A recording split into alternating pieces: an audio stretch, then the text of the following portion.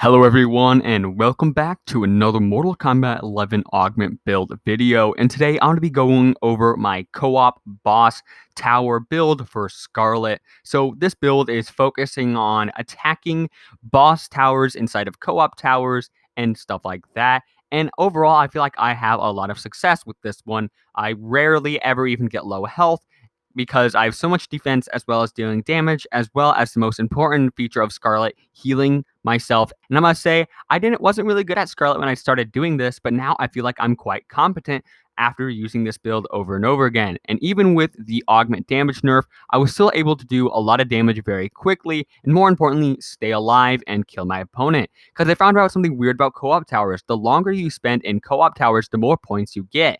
And since this is more of a survivability build, I get a ton of points from playing this Skarlet build. So let's go ahead and talk about what exactly the Skarlet build is and exactly why it's so good in co-op towers. But before I get into the video, all I want to do is ask you guys to hit that like button and subscribe, because when you are subscribed and you recommend a video down in the comment section below, I am more likely to do your video and do your video sooner. Not only that, but it really does help me out a lot. So it's a win-win scenario, and who doesn't like win-win scenarios?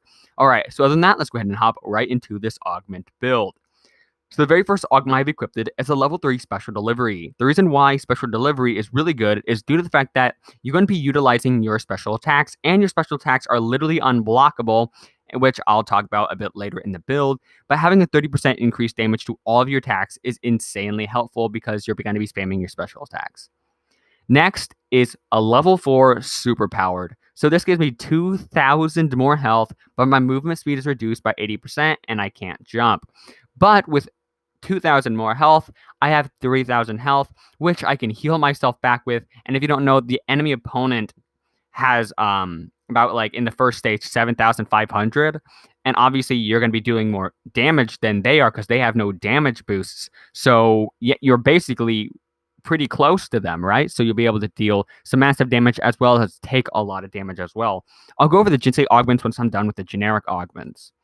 All right, so this is what basically makes your special attacks unblockable. So next, I have a running on empty. So my special attacks must be flawless blocked while both my gauges are empty. And every single time I block, it will be a flawless block when both my gauges are empty as well. And you're finding, all right, how are we going to get both our gauges empty? And that comes with natural 20. So this makes all of my effects always activate, but I have no offensive gauge or defensive gauge. But the thing is, though, we're also utilizing the effect case, because this makes so all of my healing, aka vampiric effect, always work. And since we have a Jinsei augment that allows us to heal ourselves and a generic augment that lets us heal ourselves more, it's very helpful. Not only that, but obviously with no offensive gauge and no defensive gauge, and running on empty, our special attacks will be unblockable, and our special attacks have an increased damage. Now for the healing part. So the first generic augment I have is a level 3 blood feed. So my vampiric attacks heal me for 60% more, but it requires a blood vampiric effect, which is our Jinsei augment, which I'll talk about when I get to the Jinsei augments. Next is bleeder. So I deal 37.5% more blood damage. This is really good due to the fact that literally every single special attack that Skarlet has deals blood-based damage. So yeah, extremely helpful. Definitely have a level 3 bleeder. Now for the Jinsei augments. So this is the one that allows us to heal ourselves. So our blood attacks have a 75% chance to be vampiric. Vampiric attacks heal you for 20% of their damage. But the thing is, though, since we have natural 20, instead of a 75% chance, it will be a 100% chance. And since we're only using blood attacks, we'll heal ourselves every single time. And since we have the increased damage, as well as the 60% more healing, we'll be gaining a ton of our health back. And if you're wondering exactly how much 60% is, a level 4 life stealer gives you about 20% of your damage, like as health recovery. And this, you're getting 60% of your damage as your health recovery. So if you deal 600 damage, you just gain back 100 health, just like that. If you get low and you have so much health, right, you can just get your health back. Next is Bloody Grasp. Well, increase the block stun of Blood Tentacle by 100%.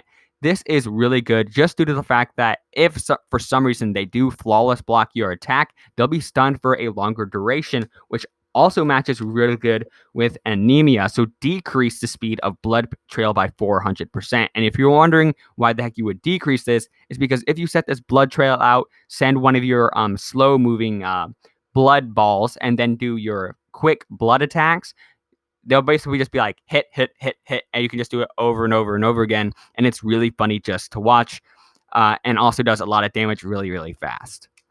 So for the abilities I use Blood Port, and the reason I use Blood Port is the fact that if for some reason I'm in a corner and obviously I can't jump, I can simply just get out of there with a Blood Port move. Next is Cell Siphon. So Cell Siphon is really good due to the fact that you're allowed to pull your enemy closer, especially when it's unblockable, and you can also combo off of this, so that's really helpful.